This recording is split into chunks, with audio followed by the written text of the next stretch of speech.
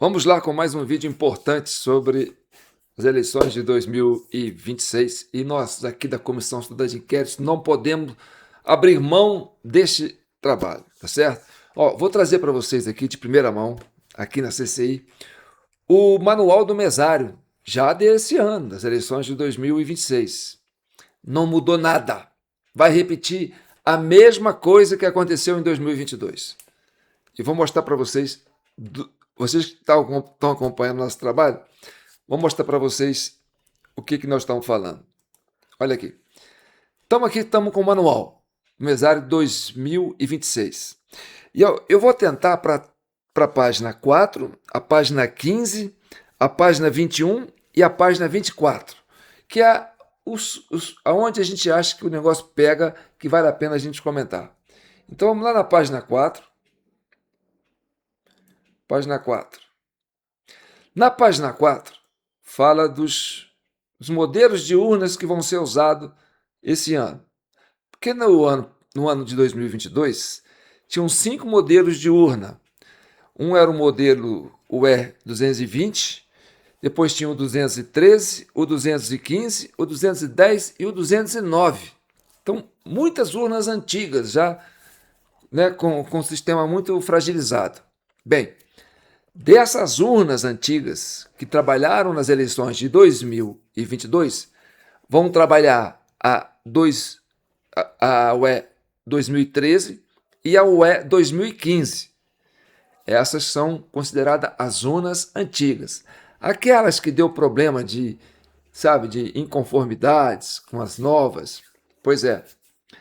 E esse ano nós vamos ter a 2020 junto com a 2022. Esse lote de urnas das novas, que é 2020 e 2022, que tem um sistema de proteção melhor do que as antigas, corresponde a 73% do total das urnas. Agora, as urnas antigas correspondem a 23% do total das urnas, que corresponde, em termos de voto, 36.511.466 votantes, eleitores. Então, as urnas antigas, né, vão receber 36.511.456 eleitores, se todos comparecerem, tá certo? Outro detalhe, como essas urnas antigas vão ser distribuídas? Volta aqui para mim. Como essas urnas antigas vão ser distribuídas junto com as urnas novas? Porque as urnas novas têm uma camada de segurança melhor do que as urnas antigas. Bem, o critério que eles falam é o seguinte: isso vai ser pulverizado pelo Brasil. Só que tem um problema.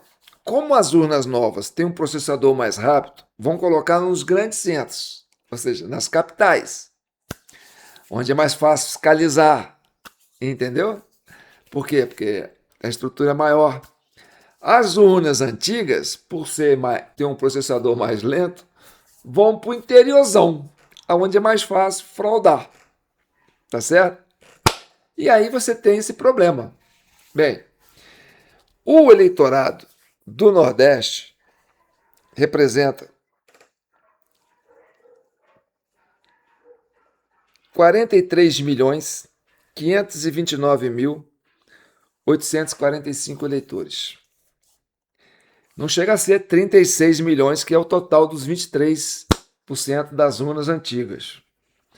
Mas se você julgar as urnas antigas esparramadas pelo interior do Nordeste, o interior do Nordeste representa 35.033.938 eleitores.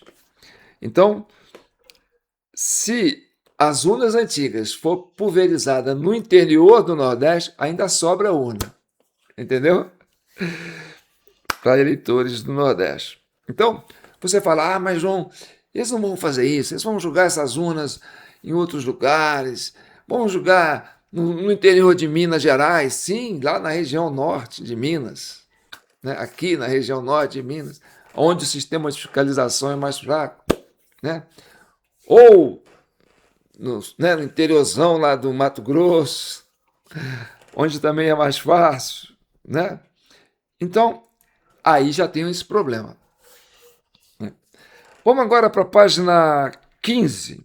Página 15 também é onde acontece o problema que eu sempre falei para vocês. Página 15. Vamos entrar aqui na página 15. Vamos lá, galerinha. Página 15.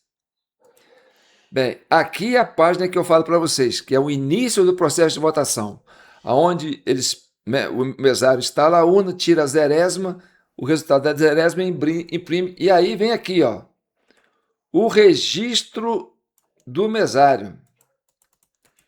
O registro do mesário, que não é diferente de 2022. É a mesma coisa. Depois, olha lá, registro do mesário.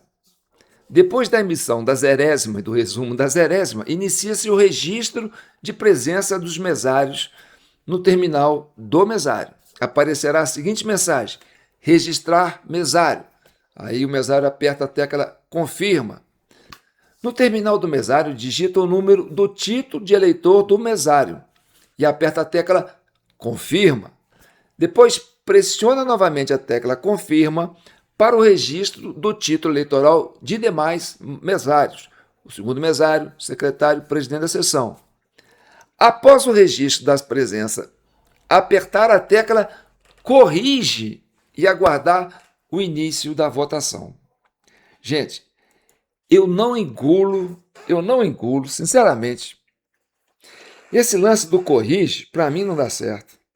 Isso não é normal, tá certo?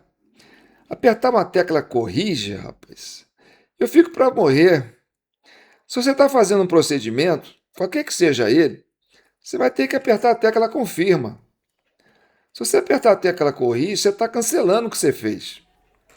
Isso é, entendeu? Isso é o padrão. Vocês não concordam comigo? Então, eu não acho isso legal não, cara. Eu não sei a opinião de vocês. Pede um técnico de informática aí para fazer essa avaliação aí. Se esse negócio de corrige. Vou pesquisar aqui, ó. Vou pesquisar aqui no Google. Ok, Google. O que significa a tecla corrige num procedimento informática? A tecla corrige, comumente associada ao backspace ou delete, serve para apagar o último caractere ou dado inserido permitindo refazer a entrada antes de confirmar ou avançar no sistema. Sabe qual é a impressão que eu tenho? Que a tecla corrige é para esconder a digital do mesário. Eu entendo assim, não sei. Algum técnico tem que me explicar isso, porque não é normal. Se eu estou registrando até a digital do mesário no sistema, ela tem que estar lá, tem que ficar lá, é um arquivo que tem que ficar lá. Por que eu vou apagar esse arquivo com a tecla corrige? Ou então vou camuflar esse arquivo com a tecla corrige, para ele não aparecer lá nos logs das urnas. Entende? Esse negócio eu não engulo. Então, os mesários todos fazem esse sistema. E por que eles cadastram as digitais deles? Eu já falei. Eles cadastram as digitais deles, por quê? Porque na ausência do eleitor que não tem digital, eles usam a digital deles. Vou mostrar isso depois aqui, como eu já mostrei outras vezes. Então, a digital do mesário tem esse poder, entendeu? De abrir a urna com a própria digital dele. Tem um método que faz isso. E vamos explicar aonde que isso acontece. Aí é na página 21 do Manual do Mesário desse ano. Viu, gente? Vamos lá, na página 21. Vocês não veem que eu estou mentindo. Ó, situação específica durante a votação. Biometria não reconhecida após a última tentativa. Esgotada todas as 4 tentativas, não tendo sido reconhecidas as digitais, a presidente ou o presidente da mesa deve perguntar o ano de nascimento à eleitora ou o eleitor e digitar no terminal do mesário. Se o ano informado corresponder ao cadastro da urna, a presidente ou presidente posiciona o próprio dedo polegar ou indicador no sensor biométrico para atestar o procedimento. A eleitora, o eleitor deve assinar o caderno de votação antes de seguir para a cabine. Tá. Vamos lá. Aquilo que eu falei no último vídeo. A digital do mesário ganhou poder a partir da hora que ele cadastrou aquela digital no começo. E aí, a tecla corrige. Depois que ele cadastra. É para apagar o sinal da digital dele, para deixar oculto, né? Porque o mesário ganhou poder danado. O mesário tem um poder de votar para qualquer eleitor. Ele pode fazer isso, porque ele abre a urna com a digital dele. Tudo que ele precisa é do número do ano de nascimento do eleitor. Então, como eu disse anteriormente, né? Se o mesário tiver um compadrio dentro do sistema, né, do cartório eleitoral lá, porque lá o cartório eleitoral tem o ano de todos nós, né, de eleitores. Ele pega a lista daquela sessão eleitoral, imprime o nome e o ano de nascimento de cada um na frente. Manda no WhatsApp do mesário. Se não tiver ninguém fiscalizando, ele pode fazer o quê? Ele vai lá, digita, entendeu? Põe as 4 digitais. Não funciona, aí ele põe o ano do eleitor, o ano de nascimento do eleitor, e com a digital dele ele abre e ele mesmo vota. Eu vou mostrar isso para vocês, vocês vão ter uma ideia no final. Então, isso é possível acontecer? É possível. Tem essa coisa do, né, a pessoa que votou com a digital do mesário tem que assinar um caderno de votação. Mas aqui, você acha que o pessoal fiscalizou isso o ano passado? Você tem essa lista do pessoal que assinou isso o ano passado, nesses interiorzão todo? Entendeu? E às vezes a pessoa até foi dispensada de assinar. E isso só pode ser confirmado no log das urnas. Porque o log das urnas oferecem todos os registros, se a pessoa votou com a digital dele ou se votou com a digital do mesário. Você está entendendo? Então, vou mostrar para vocês aqui quando eu cismo que essa parceria do sistema, né, dos servidores públicos que trabalham na Justiça Eleitoral com o mesário, porque o sistema eleitoral está todo aparelhado, gente. A Justiça Eleitoral está toda aparelhada. Nós estamos aí há quase 30 anos, entendeu? Depois que o PT chegou no poder, ele foi tomando conta desses lugares, os concursos públicos, você vai passar, você vai ficar ali. Então, é uma turma que não larga o osso. Eles seguram essa onda.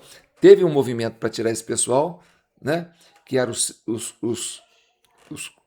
como é que chama? Os requisitados, que são funcionários públicos que trabalham em outras repartições, que na época da Justiça Eleitoral eles chamam isso para trabalhar.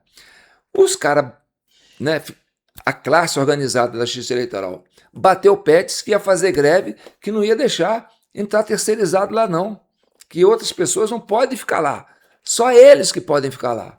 E eles estavam dispostos a fazer greve. E entraram com audiência pública para cima, foram para cima, a Carmen Lúcia arregou e concedeu para eles, né, que não pode tirar os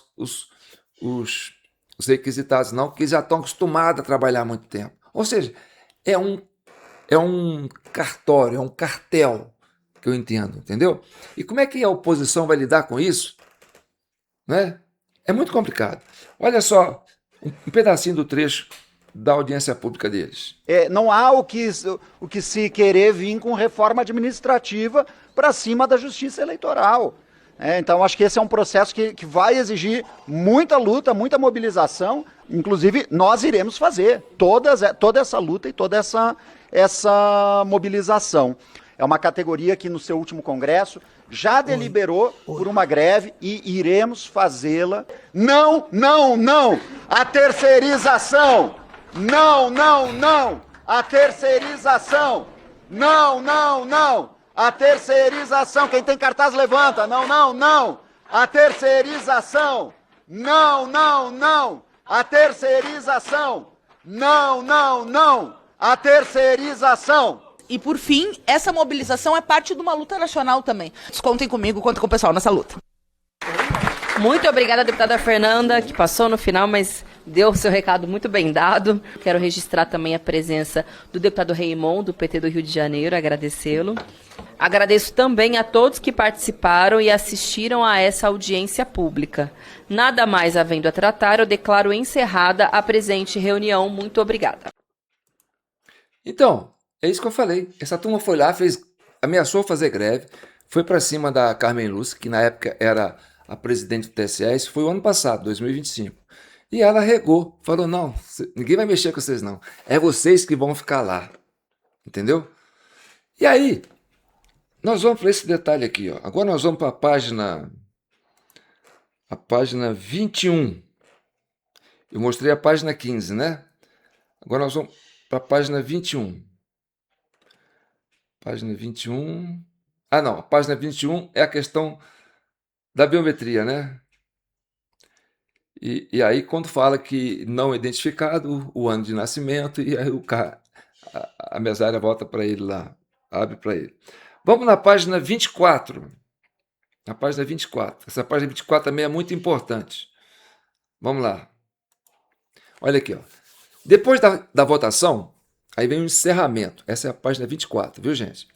A votação só poderá ser encerrada a partir das 17 horas, horário de Brasília. Caso ainda haja pessoas na fila, o secretário as identificará e lhes entregará senhas de acesso à sessão, começando pela última até chegar à primeira.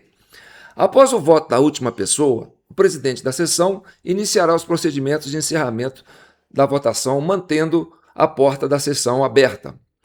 O procedimento pode ser acompanhado por qualquer pessoa. As duas últimas pessoas a votar serão convidadas a acompanhar o encerramento da sessão eleitoral e receberão uma via do boletim de urna, devendo a sua participação ou a eventual recusa ser registrada em ata. Ou seja, eles fazem um convite para as duas últimas pessoas que foram votar. Mas a pessoa não é obrigada a ficar, não. Se ela recusar, coloca em ata. Recusou. Então, não vai ficar ninguém, porque ele vai dispensar os dois últimos, né? Ninguém sabe disso. Só vocês da comissão que sabem disso, que lê o manual, entendeu? Porque esse manual é para o mesário, não é para a gente, não é para o eleitor. Não tem o manual do eleitor, tem o manual do mesário. Enfim, aí vai registrar lá, não, olha, os dois últimos não quiseram ficar, pronto, tal. E aí, pode ser que eles não encerrem a sessão. Porque fala, após as 17 horas, se tiver alguém na fila, você entrega uma senha e aí espera até o último votar e depois faz o encerramento. Já que não tem hora para encerrar, as coisas vão indo. Até 10 horas da madrugada a turma está lá, né? Podendo votar. Com isso nos cantão, nos interiorzão. Tá certo? E isso aparece nos logs das urnas. Nós vamos ver isso aqui, ó. Então, o que eu falei foi isso aqui, ó. Depois da votação. A votação só poderá ser encerrada a partir das 17 horas, horário de Brasília. Caso haja pessoa na fila, o secretária entregará a senha. E aí, após o voto da última pessoa, que vai fazer o encerramento. Agora, tem esse detalhe também, que é muito curioso aqui, ó. O encerramento. Ó. Para encerrar. Caramba. Espera aí, João. Faz direito aí o negócio, rapaz. Para encerrar. Aperte novamente. Encerramento da votação. Aperte novamente a tecla confirma. Aparecerá a mensagem. Registrar mesário. Mas o mesário já não está registrado?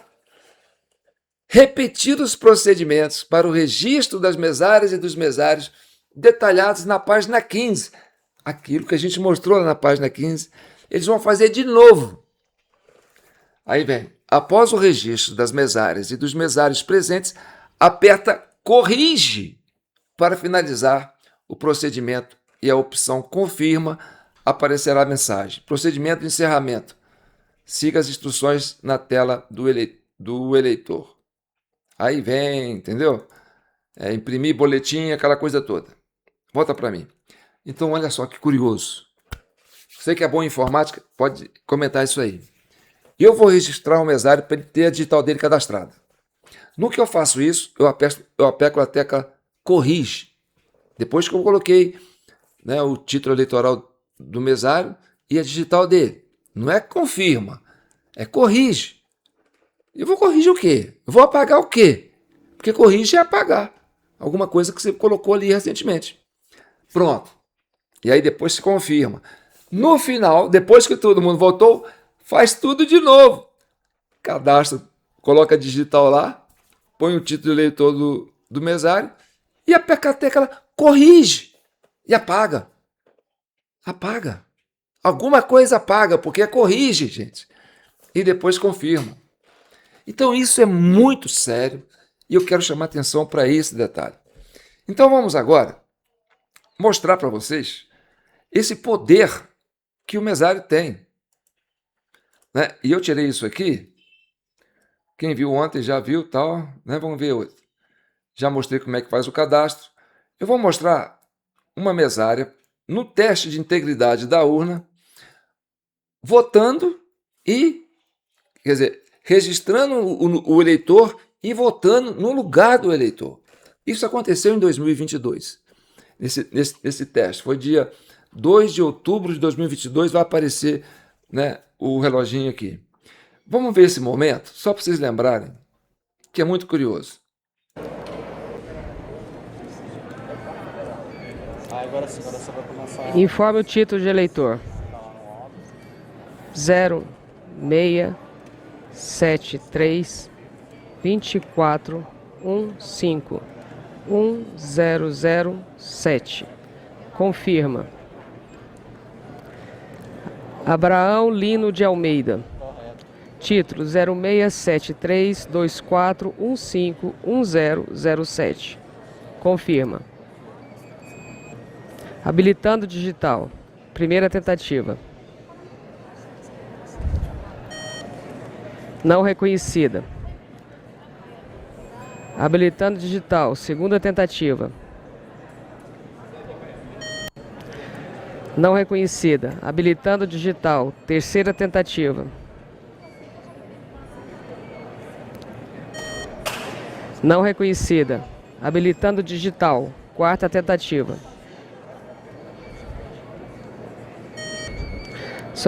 Não reconhecida. Solicitado ano de nascimento. 1999. Confirma. Digital capturada. Eleitor pode votar.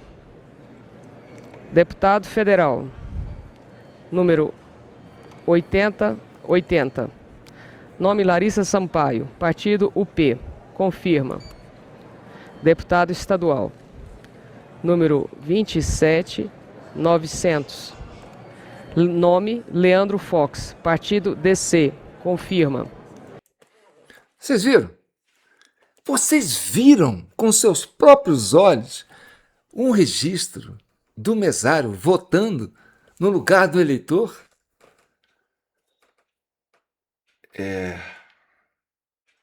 Mas tem um lance da assinatura, João. O eleitor que está lá sem digital, ela põe digital dele e ele assina aqui. Para onde vai essa lista? Quem viu essa lista em 2022? Bem, eu quero mostrar para vocês que isso aqui faz parte do nosso material de auditagem, tá certo? Um áudio que circulou na época, em novembro de 2022, porque uns jovens baixaram, uns meninos, né? Não tem os meninos aí do Vorcaro que baixa, né, o sistema, entra no sistema, aquela coisa toda? Tem uns meninos que têm essa expertise, baixaram os logs das urnas eletrônicas das eleições de 2022, assim como o PL também fez, porque o PL também tem essa autoridade para fazer isso.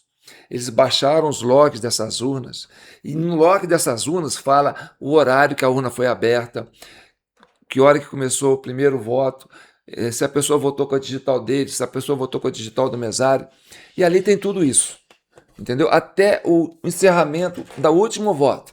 E aí eles viram nos logs das urnas, as urnas antigas, essas que hoje correspondem aos modelos de 2015 e 2003, essas urnas que deu vitória para o Lula, porque as urnas de 2020 deu vitória para o Bolsonaro, essa incongruência, inconsistência nas urnas, que deu aquela briga do PL, entendeu? Que entrou com um requerimento lá, que o Alexandre de Moraes disse que não ia fazer nada e deu uma multa neles por causa disso.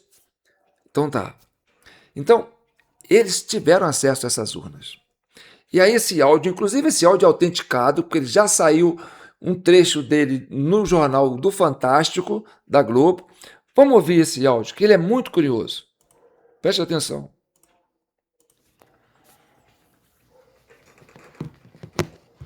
Comendo farinha. Bom dia, esses caras da BIM vieram aqui, ficaram 2 ou 3 dias.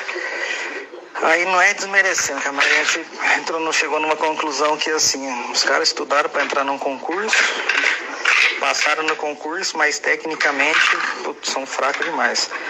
Então o que levou aqui 2, 3 dias para fazer os scripts do programa, de pegar todos os arquivos, os caras levaram 7 dias para pegar os arquivos. O arquivo log, que esse cara que apareceu da Argentina e que ele conseguiu descriptografar, o Gabriel descriptografou 6 dias. Fez um script em 4, 5 dias. No 6º dia a gente estava com os logs já todo decodificado e todas as informações. Então eles vieram e a gente percebeu que foi mais para especular e saber como que a gente chegou naquele resultado, porque eles falaram, mas como que você abriu? Então eles ficaram mais especulando, eu acho que eles ficaram mais espantados em saber que tinha conseguido descriptografar o log do que realmente saber a informação.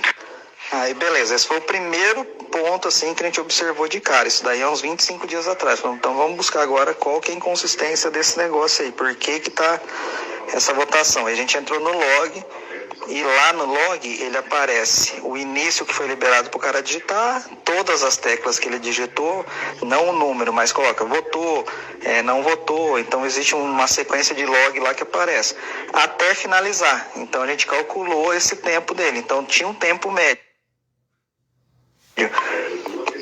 Vamos imaginar assim como 2 funis, vamos imaginar um funil de venda.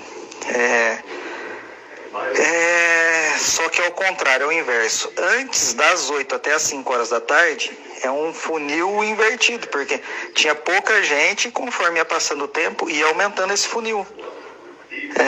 Depois das 5 horas da tarde, ele escancarava, o negócio abriu uma boca e começou a surgir volta de todo lado. Então, algo que demorava 1 minuto e 40 para votar, eles chegaram a fazer uma média de 32, 35 segundos. Aí, ó, esse daqui foi o que a gente descobriu logo de cara. A gente falou, meu, tem alguma coisa muito errada, porque pela lei, aí eu vou até mandar aqui para você, e a gente observou que o aplicativo da urna, você pode ligar em qualquer horário, ela sempre vai startar, ou seja, ela vai liberar a votação às 8 horas da noite. Por lei, poderia votar até às 5 horas da tarde. Então, uma regra clara. Mas a regra só tem um ponto de início, que ela só habilita às 8. E depois ela chega o pau, pode votar o quanto quiser. Até meia-noite ela vai contabilizar os dados, os votos. A gente achou muito estranho isso porque a maioria das... Tinha um monte de urna, principalmente essas daí do Nordeste que deu esse rolo. Os caras votaram até 23h59. Se você olhar aí vai ter o último voto que foi enviado. E a gente falou, cara, tá muito estranho isso daqui. Aí a gente considera a Bahia, que tem 1/4 da população do estado de São Paulo, teve 623 mil votos após as 5 horas da tarde. No estado de São Paulo acho que teve 260 e pouco, agora aí tem que ver. Sim, ó, aquele cara da Argentina, ele falou da inconsistência em cima de gráfico, em cima de não sei o que lá, só que ele não se atentou aos horários. E o horário estava lá. E isso a gente está 25 dias batendo em cima do tempo, sabe? É como se fosse a gente está tentando cronometrar. Como que os caras conseguiram fazer tanto voto após as 5 horas? Já não é permitido, mas como que chegou a tanto? Então, o nosso trabalho foi em cima disso. Uma suposição que eles fazem na votação para diminuir o tempo tipo, de 1 minuto e meio, que é o normal de uma votação, para 30, 28 segundos. E a gente comprova depois em vários arquivos, que eu vou mandar um outro aqui que são das urnas, que eles colocam. Então eram 5 candidatos, né? Deputado estadual, federal, governador, senador. Então eles colocavam branco, 4 vezes e presidente, para ir rápido. Aí branco, 4 vezes e presidente, branco e presidente. Foi a única forma que a gente achou. Falamos, vamos tentar achar essa consistência dentro dos logs de quantos candidatos em branco tiveram. Aí, ó, olha uma inconsistência muito, é muito cara de pau o negócio. Aí, ó, a gente considera ali, ó, eleitores aptos, beleza. Comparecimento, tem a quantidade, então 326. Eleitores faltou 76. Habilitados por ano de nascimento, 299, ou seja, 27 pessoas apenas que tinha digital, conseguiram votar com digital. O restante foi tudo por... Quando o cara erra 4 vezes, ele libera via terminal por ano de nascimento. Ou seja, tudo fantasma. Se o cara, 5 horas da tarde, ele fecha a portinha, se ele tiver com o caderno de votação com as datas de nascimento, ele senta o dedo. Então, os caras foram das 5 até virar a madrugada, até meia-noite, que era a hora que contabilizava, votando em cima desses cadernos. Aí nesse daqui, ó, que dá para perceber, todas essas urnas aqui foram que o Bolsonaro teve 0 votos. Ou seja, é muito difícil acontecer. Então a gente tentou pegar primeiro nesse erro, qual que era, o que ele dava de tão diferente de qualquer outra urna em padrão nacional ou padrão estadual. Já começa pela biometria de novo. Então se tem lá 20 votaram lá, então se tem aptos lá, não sei quanto, votaram 21. Desses que votaram 21, apenas 12 votaram. 12 mil votaram com biometria. O restante, ou seja, quase 50%, votaram sem a biometria. Erraram a biometria e teve que liberar a urna para eles fazerem. Depois, aí vai ter a quantidade de votos no 22 e no 13. Olha a diferença. É absurdo a diferença. Aí a porcentagem de branco em presidente deu 0,49. A porcentagem de votos brancos em outros candidatos chegou a dar 6, 8, 10%. Não estamos falando de 12 vezes a proporção de votos. Ou seja, por que alguém vai votar só no presidente e o restante vai anular tudo? E essa última tabela, nós consideramos o quê? Então vamos imaginar lá que das 8 até as 5 da tarde são 9 horas. Houve alguns erros e o pessoal deixou mais 1 hora a urna ligada. Então beleza, então estamos considerando até 6 horas da tarde. Após as 6 horas da tarde, então das 6 até a meia-noite, nessas urnas que o Bolsonaro teve 0 de votos, é esse resultado que está nessa tabela. Ou seja, é muito escancarado o negócio, tem muita coisa errada. E, no segundo turno, se tivesse pegado, acho que são lá mais de 200, 300 urnas, tivesse pegado 5 urnas dessas, tivesse colocado uma câmera, ou tivesse deixado um fiscal, alguém lá, sei lá, alguma coisa para ver como que funcionava essa liberação que eles fazem após as 6 horas da tarde, às 5 horas, ia matar o negócio, porque isso é sistêmico, tá em todos, tá no Brasil inteiro. Aí é via sistema? Eu e o Gabriel, nós achamos que não é via sistema, nós achamos que o sistema em si, ele pode ser, naquela 2010, na unidade 2010, 2011, nas anteriores, pode ter que ainda tem alguma coisa errada. Mas o que a gente acha que o processo é muito falho, existe muita falha de processo humano onde eles podem alterar o resultado. E aí, considerando só no Nordeste, deu 2.300.000 votos a mais após as 6 horas da tarde, não é nem às 5. Ou seja, uma lavada de votos. Então, a diferença do Lula pro Bolsonaro na época, do Lula pro Bolsonaro, né? Foi de 2 milhões, menos de 2 milhões. Então eles puxaram esses 2 milhões depois das 17 horas, colocaram tudo no Lula para ultrapassar. Depois das 18 horas, depois das 17 horas, foram computados 4.060.000 votos dentro desse sistema, desse jeitinho. Então, o que eu falo pro brasileiro, né, principalmente pro pessoal da oposição aí, a questão não é a urna, o problema não está na urna, o problema não está na contagem dos votos depois que chegou lá no TSE, não. O problema está na hora que está acontecendo o voto. E ali, dentro da sessão eleitoral. Entendeu? E aí que tu fala o aparelhamento da justiça eleitoral por militância, por militantes. Porque essa fragilidade está comprovada. Tá certo? Sou João Paulo Guimarães, falando direto de São João do Rei, capital brasileira da liberdade. Esse é o vídeo 1049 da CCI, Comissão Cidadã de Inquérito. criado para chegar à verdade, pacificar a nação brasileira. Gente, se a gente não se atentar para esse problema, nós vamos ficar nesse círculo vicioso ad eterno. Porque aí o Lula vai encher o peito e vai falar: eu não perco para ninguém, pode vir até o Trump. Ou seja, mesmo que ele esteja com a votação pequena, se ele colocar um esquema desse para funcionar, ele vai até virar. A hora que ele vira, dá 1% a mais, aí encerra. Por isso que as pesquisas sempre dão empate técnico entre o Lula e o fulano de tal. Empate técnico, por quê? É porque depois tem que ultrapassar. No que vai ultrapassando, aí ultrapassou, acaba. Entendeu? Essa é uma lógica que a gente está defendendo aqui há 4 anos. Se você gostou do canal, se inscreva no canal da TV Del Rey. Se você gostou do vídeo, curta o vídeo e compartilhe com seus amigos, tá bom? Deixando a chave Pix JP Notícias, agradecendo a turminha de ontem, que já colocou sua fezinha aí, e convocando vocês para continuarem colaborando, que está chegando o fim de mês, gente. A CCI vive disso, a gente vai no GIS, tá certo? A gente é pobre. Um abraço, fique com Deus.